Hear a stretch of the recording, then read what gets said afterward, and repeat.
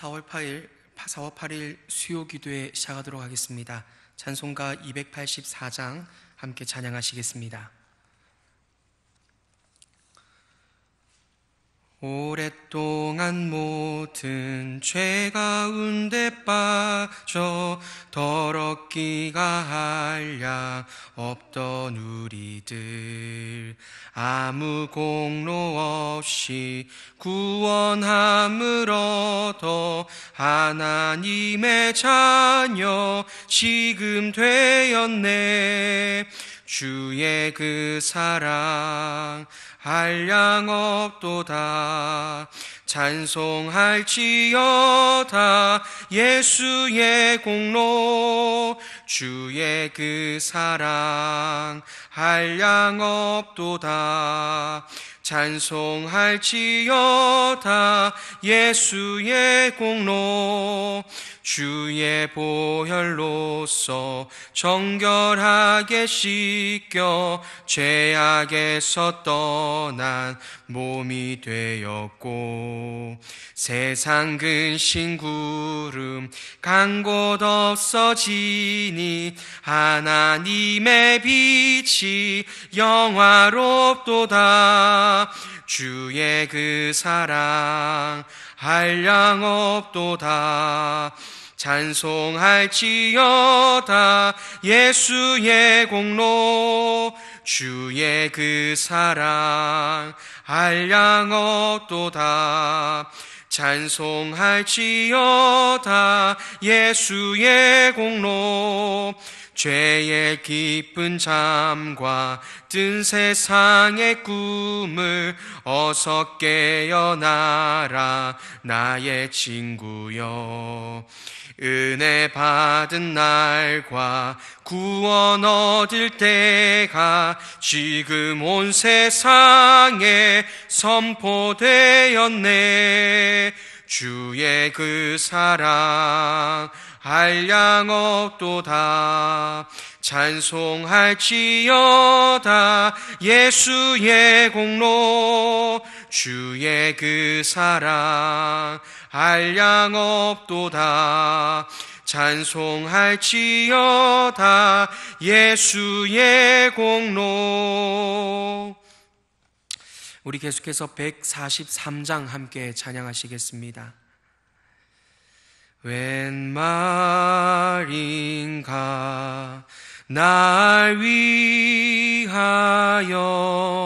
주 돌아가셨나.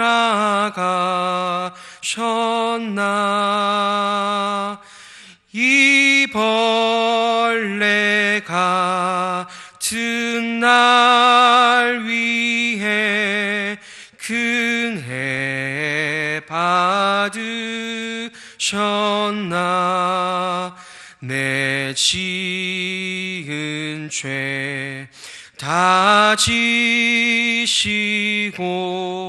못 박히셨으니 웬일인가 웬 은혜인가 그 사랑 크셔라. 주 십자가 못 박힐 때 그 해도 빛 잃고 그 밝은 빛 가리워서 캄캄게 되었네. 주 십자가 못 박힐 때 그 해도 빛 잃고 그 밝은 빛 가리워서 캄캄게 되었네. 나 십자가 대할 할 때에 그 일이 고마워 내 얼굴 감히 못 들고 눈물 흘리도다. 늘 울어도 눈물로써 못 갚을 줄 알아. 몸 밖에 드릴 것 없어 이 몸 바칩니다.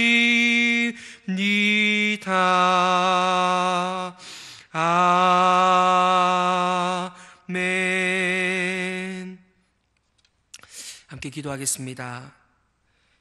사랑하는 하나님 아버지, 만세 전부터 우리를 향하신 계획을 늘 성실히 이루어 가셨고 이 마지막 때에 주 예수님으로 말미암아 이루시고 우리를 위해 성취하시니 감사합니다.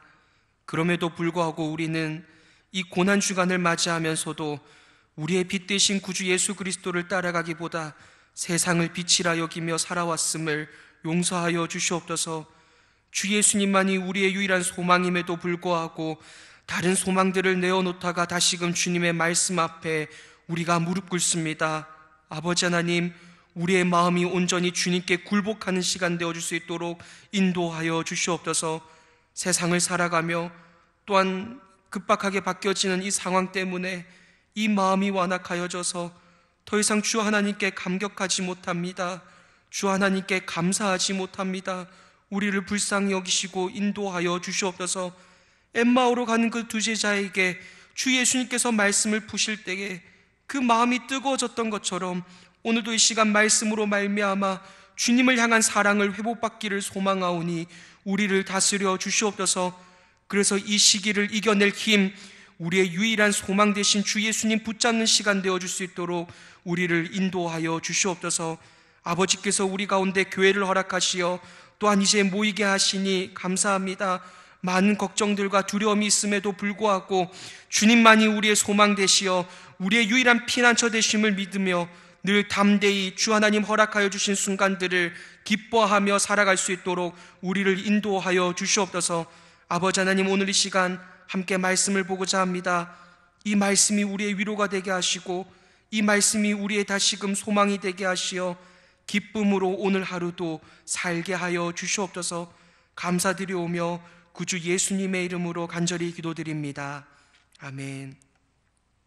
오늘 함께 보신 말씀은 에베소서 1장 11절에서 14절 말씀입니다. 제가 읽어드리겠습니다. 우리 주 예수님의 말씀이십니다.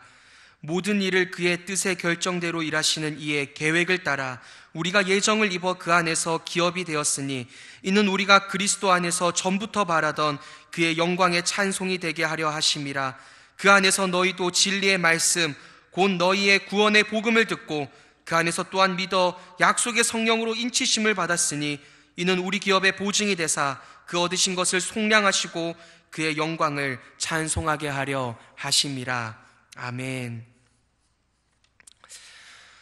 소원이 무엇입니까? 라고 물을 때 대한민국 사람이라면 떠오르는 단어가 있을 것입니다. 그것은 바로 통일이지요. 우리의 소원은 통일이라는 말을 우리는 어릴 적부터 듣고 자라왔습니다. 나뉘어져 있는 민족이 속히 하나가 되어 살아가기를 바라는 마음으로 말입니다. 허나 시대는 점점 통일과 멀어져 가는 것만 같습니다. 실제로 요즘 많은 사람들은 통일 비용이 부담되어 그냥 지금처럼 북은 북대로 남은 남대로 살아가길 바란다고 합니다. 통일은 바라지만 손해보기는 싫고 희생하기는 싫기 때문이죠. 사실 역사적으로도 인류는 늘 서로 화목하고 조화롭고 그렇게 행복하게 살고 싶어 했습니다. 모두가 화목하게 살아가는 세상을 천국이라고 생각하며 그 천국을 이 땅에 실현하기 위해 수많은 방법들을 도입하였습니다. 하지만 그 모든 것들은 다 실패로 끝났지요. 대표적으로 개인의 모든 재산을 없애고 모두가 자신의 것을 공유하면 천국이 이 땅에 펼쳐질 것이라 생각한 공산주의가 있었습니다. 그런데 완벽하게 실패하고 맙니다. 왜냐하면 뼛속 깊이 자기 이익만을 추구하는 인간의 죄성을 간과했기 때문입니다. 그렇다고 민주주의가 화목과 조화를 가져왔다고 하기에는 너무나도 이 살아가는 현실이 그와 가깝지 않습니다. 사실 부에 따라 계층이 생겨나고 계층 간의 간격은 갈수록 심화되어져만 갑니다. 정말 모두가 서로를 깊이 사랑하고 양보하고 하나가 되어 살아갈 수는 없는 것일까요? 그 누구도 외로움을 느낄 수 없는 그런 세상 말입니다. 그런데 여러분, 오늘 본문은 그러한 세상으로 나아가는 열쇠가 담겨 있습니다. 그러한 세상에서 살아갈 수 있는 방법이 담겨 있습니다. 오늘은 함께 본문을 살펴보면서 우리가 진정 소원해야 할 세상은 어떤 모습일지, 그리고 그 세상은 어떻게 우리에게 펼쳐지는 것인가를 살펴보겠습니다. 이를 통하여 여러분의 소원이 진정 만유의 통일이라 고백하게 되시길 소망합니다. 먼저 우리가 진정 소원하며 살아야 할 세상의 모습이 무엇인가를 살펴보겠습니다. 이 세상은 내 욕심이 다 이루어지는 것보다 더 행복한 세상입니다. 우리가 소원하며 살아야 할 세상의 모습은 만유가 통일된 세상입니다. 우리는 지난번에 하나님의 소원은 우리 개인의 구원이 아니라고 했습니다.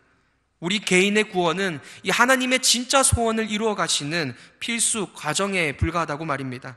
하나님의 진짜 소원은 모든 만물이 다시금 그리스도의 통치를 받는 것, 그리고 우리가 그리스도와 함께 그 다스리는 것임을 살폈습니다. 우리는 오늘 또 조금 더 깊이 이 만유의 통일에 대해 살펴보고자 합니다. 만유가 통일된다는 것은 이제 사람 사이의 구분과 차별이 사라지고 온전히 하나가 된다는 것입니다. 오늘 사도 바울은 12절에서 이렇게 말합니다. 우리가 그리스도 안에서 전부터 바라던 그의 영광의 찬송이 되게 하려 하심이라고 말합니다. 그런데 13절에서 아주 뜬금없이 이렇게 시작합니다. 그 안에서 너희도. 여기서 말하는 너희는 누구입니까? 이 편지를 받는 사람이겠지요. 첫 번째는 에베소 교회에서 시작하여 이제 오늘날 이 편지를 보고 있는 우리를 말합니다. 그럼 12절에서 말하는 우리는 누구일까요? 전부터 바라왔던 자들, 구약에서부터 쭉 메시아를 소망했던 자들, 유대인을 뜻합니다. 구약을 통하여 메시아의 영광을 소망하며 살아왔던 자들입니다. 아니, 이방인의 사도로서 이방인을 차별하지 않았던 바울이 왜 지금은 우리와 너희를 구분 짓는 것일까요? 왜 여기에서는 마치 우리 속에 이방인들이 포함되지 않는 것처럼 그렇게 말하고 있냐는 것입니다. 이는 만유의 통일이 일어났음을 강조하기 위함이었습니다. 이 바울 시대에 가장 섞일 수 없는 두 부류의 민족이 하나가 되었다는 것입니다. 당시 유대인들은 자신들이 하나님의 선택받은 백성이라는 자부심으로 다른 민족들을 무시하였지요. 그런데 그 이방인 취급받았던 헬라인들 또한 이 자부심이 대단했습니다. 우리가 익히 아는 소크라테스, 플라톤 같은 그런 철학자들의 가르침을 들고 있었습니다. 그리고 매우 뛰어난 기술력을 가지고 있었지요. 그러니 유대인들이 자신들을 그렇게 홀대하는 그런 태도가 마음에 들지 않았던 것입니다. 견원지간처럼 서로 섞일 수가 없었습니다. 그런데 이제는 하나님께서 이 섞일 수 없는 두 부류를 아주 하나로 만드셨다는 것입니다. 인간의 방법으로는 도무지 섞을 수 없던 그 두 부류의 민족을 하나님께서 섞어버리셨습니다. 민족과 피부 색깔과 이 언어를 초월하여 한 교회가 되게 하셨다는 것입니다. 여러분, 이것이야말로 에베소서의 전체 주제입니다. 만유의 통일이 일어났다는 것입니다. 마치 삼위 하나님처럼 내가 너이고 너가 나인 나라를 살게 되었다는 것입니다. 구분짓고 미워하고 시기하여서 결국 그리하여 끊어지고 마는 그러한 세상의 모습이 아니라 서로를 나로 여기며 살아가는 그 하나님의 나라에 우리가 들어왔다를 지금 말하고 있는 것입니다. 이 나라에서 누리는 이 영광이 우리의 기업입니다.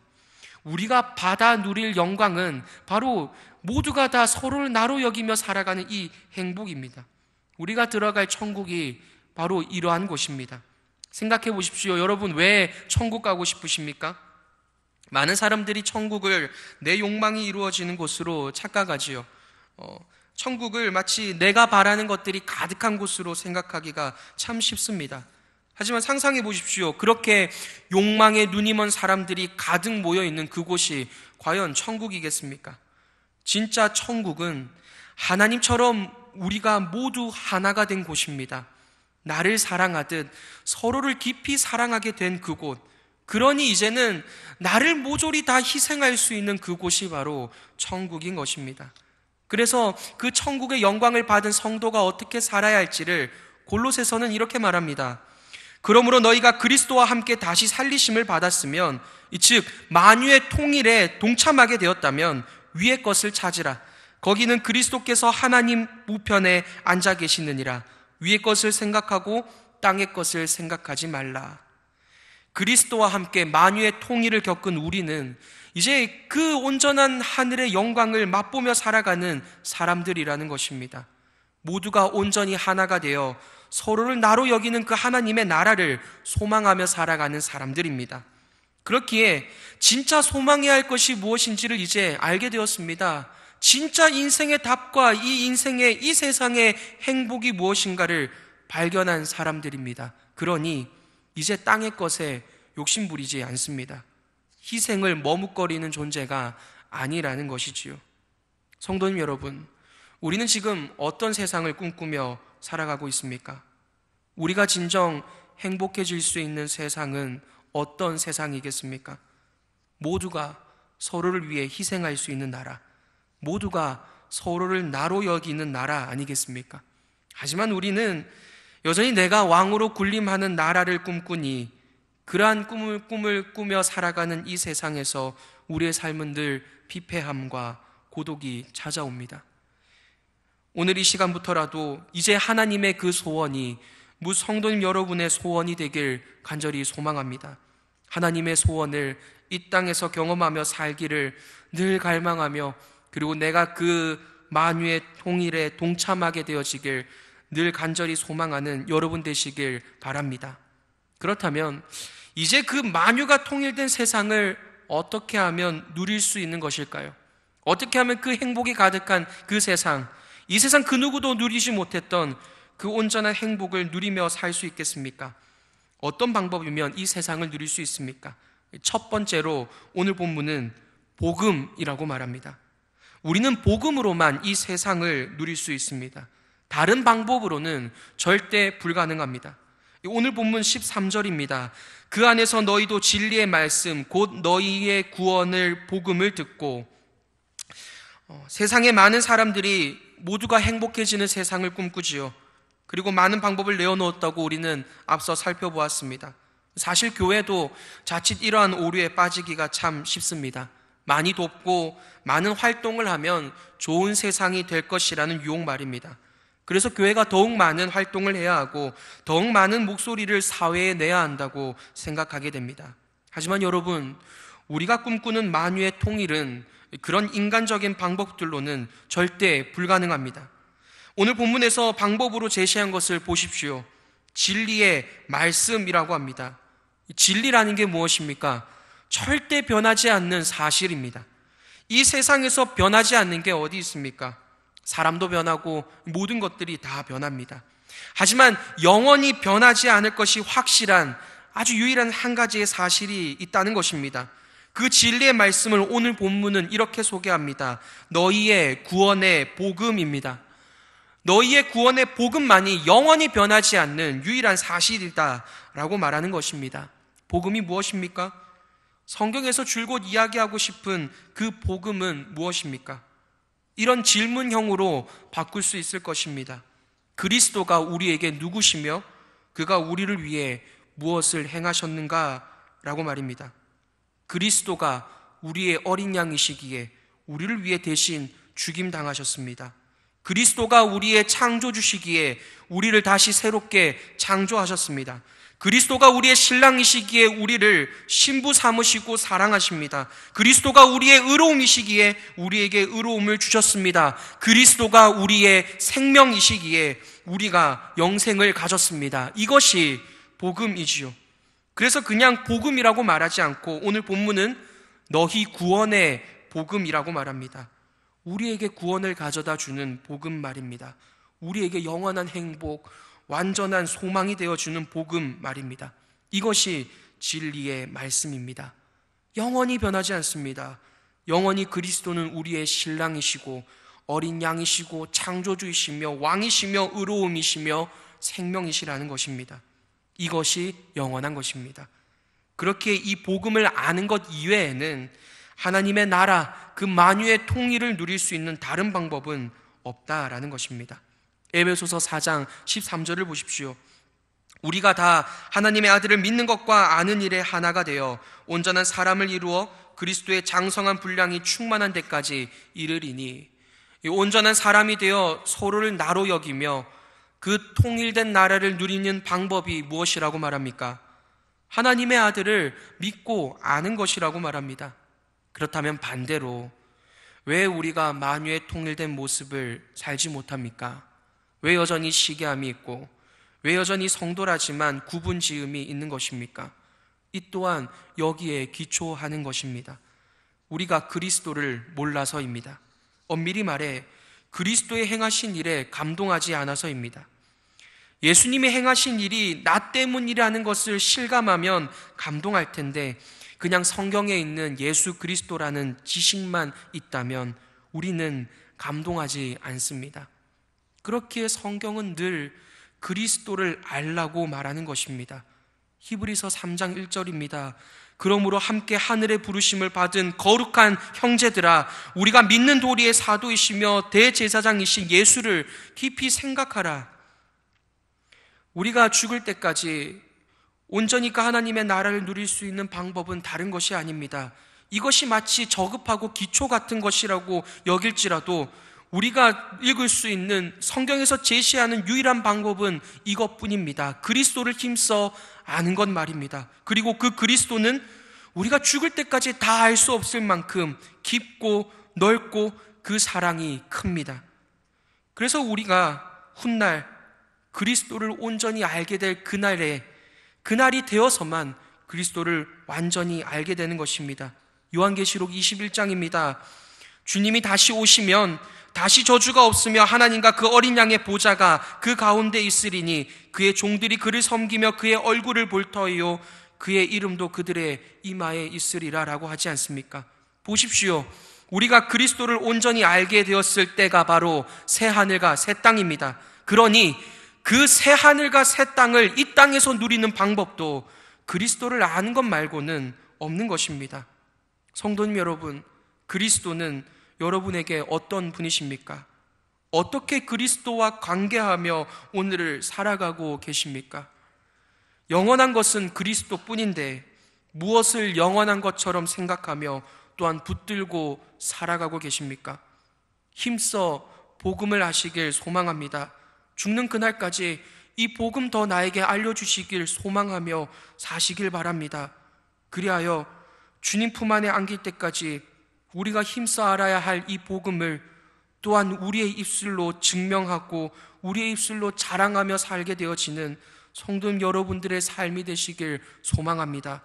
복음으로써 우리는 만유의 통일을 누리게 됩니다. 마지막으로 만유의 통일, 서로 깊은 하나됨을 누리는 방법이 무엇이겠습니까?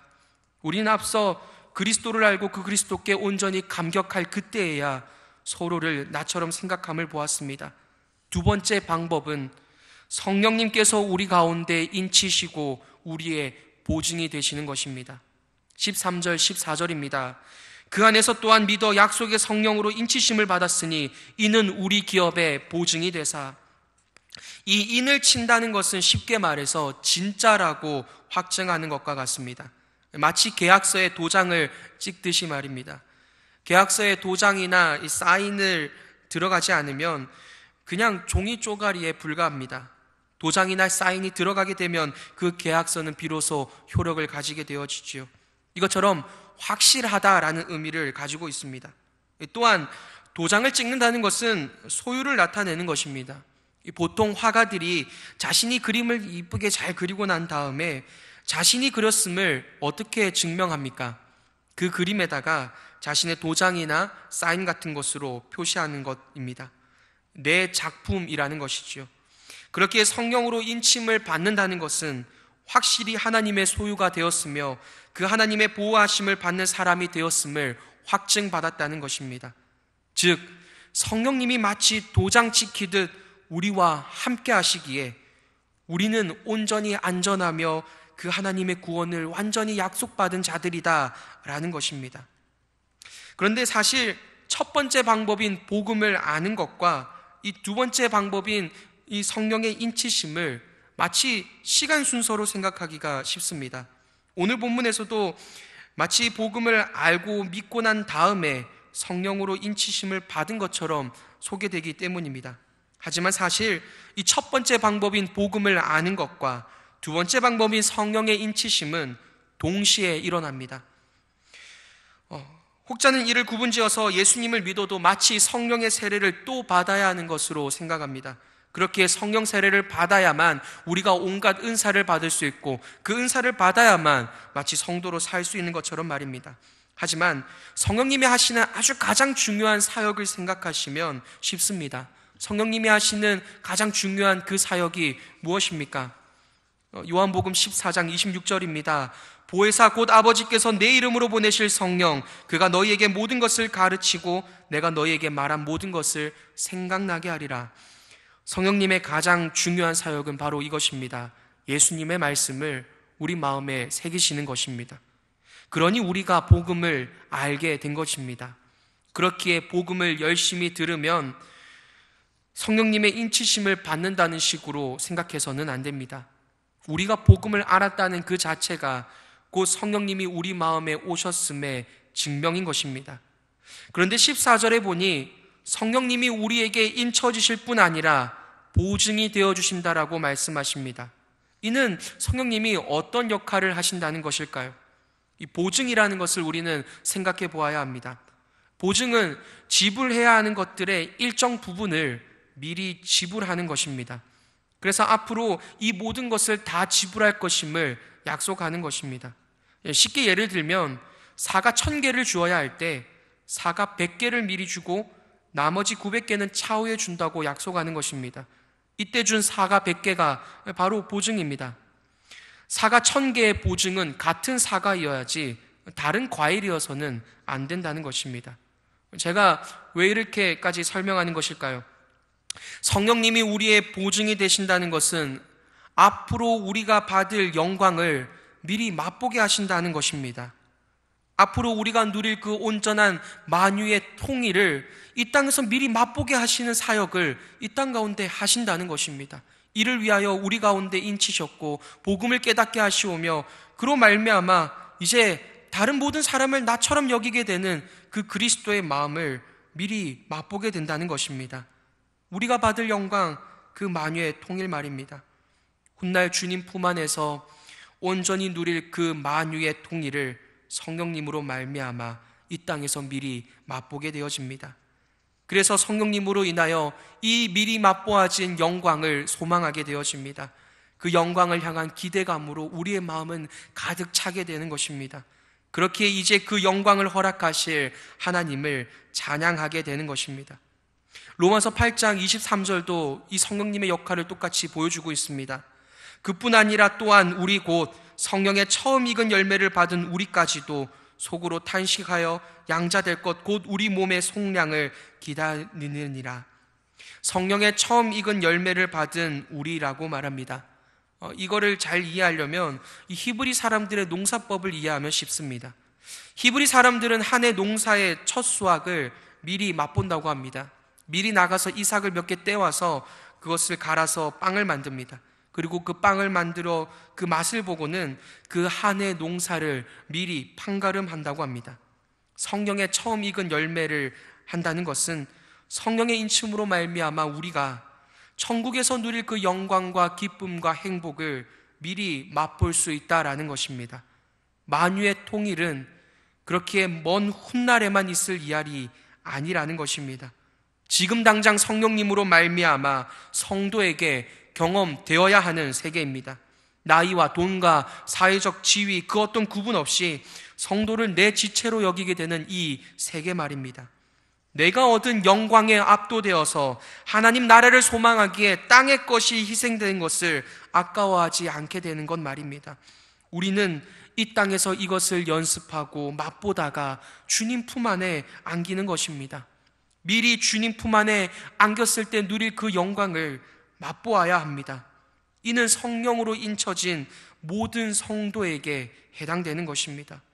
우리가 살폈듯이 성령님은 만유의 통일을 미리 맛보게 해주시는 우리의 보증이시기 때문입니다. 성도님 여러분, 우리는 이번 한 주를 고난주간으로 보내고 있습니다. 부디 소망하기는 그리스도의 고난에 진실로 동참하게 되시길 소망합니다. 그리스도께서 온전히 그 만유의 통일을 미리 보여내셨던 그 고난을 우리가 함께 생각하게 되어지는 이 한 주, 부디 우리도 그리스도처럼 하늘의 영광을 바라보며 바다 끝까지 낮아질 수 있도록, 하늘의 영광에 압도되어 그 그리스도를 따라갈 수 있도록 늘 간구하며 늘 그 성령을 붙드시는 여러분 되시길 소망합니다. 말씀을 마무리하겠습니다. 참으로 오늘날 다른 사람을 위해 나를 내어놓는 것이 미련해 보이는 시대, 그리하여서 진실로 하나가 되는 것이 참 요원해 보이기만 하는 시대를 우리는 살아가고 있습니다. 그리고 또한 아주 쉽게, 우리도 쉽게 미워하게 되고 쉽게 나와 구분짓고 밀어내게 되는 시대를 우리는 살아가고 있습니다. 하지만 성도님 여러분, 우리는 이제 그 하늘 세계를 맛보게 할 성령을 받은 자, 그리하여 그 그리스도께 온전히 감동된 자들입니다. 그리하여 그 그리스도를 따라 살아가기를 소망하게 되어져야 하는 것이 성도임을 이 고난주간의 기간 동안 더욱 기억하시길 소망합니다. 서로를 나로 여기며 살아가는 그 하늘의 영광을 온전히 맛보시어 부디 소망하기는 우리 교회에서부터 이 하늘의 영광이 가득 충만하여지길 소망합니다. 이를 맛본 사람은 반드시 14절 마지막 구절로 귀결될 것입니다. 그의 영광을 찬송하게 하려 하심이라. 만유의 통일을 늘 삶 가운데 경험하시기에 이를 허락하신 하나님을 늘 찬양하게 되는 여러분 되시길 소망합니다. 그 설레고 그 행복 가득한 삶을 누리시며 또한 더욱 그리스도를 소망하게 되는 이 한 주 누리시길 간절히 소망합니다. 우리 함께 기도하며 나가겠습니다. 먼저 말씀을 기억하며 기도하겠습니다. 미움과 시기 질투 참 우리에겐 얼마나 많은지요. 사랑하지 않음이 가득한 나를 용서하시고 그리스도를 알 수 있도록, 만유의 통일을 깊이 맛보는 우리 교회 될 수 있도록, 내가 앞장설 수 있도록 기도해 주시길 바랍니다. 또한 성도들을 위해 함께 중보해 주시길 바랍니다. 참으로 어려운 환경 가운데 있는 우리의 많은 성도들 품고 기억해 주시길 바랍니다. 특별히 환우들이 있습니다. 이름 하나하나 불러가시면서 기억하며 기도해 주십시오. 마지막으로 세계 열방 가운데에서 이 시기를 통하여 이제는 하나님을 대적했던 것들이 회개하여지는 시간 될 수 있도록 우리 함께 기도하며 나가겠습니다. 기도하시겠습니다. 사랑하는 아버지 하나님, 감사합니다. 오늘날 우리가 이 땅 가운데를 살아가며 여전히 주 하나님의 소원을 추구하며 살아가는 자가 아니라 여전히 내가 생각하는 행복을 내어놓으며 살아가니 용서하여 주시옵소서. 주 하나님의 그 만유의 행복보다, 그 만유의 통일보다 여전히 이 땅 가운데에서 내 것을 움켜쥐며 살아가기에 여전히 가난하고 피폐하며 고독한 인생을 살아가는 우리입니다. 성령께서 우리의 보증이 되신다고 하심에도 불구하고 우리가 아직 그리스도를 모르기에, 아직 그리스도를 알지 못하고 그리스도께 감동하지 못하기에 여전히 부족한 나의 삶의 현실을 보게 되오니 아버지, 우리를 불쌍히 여겨 주시옵소서.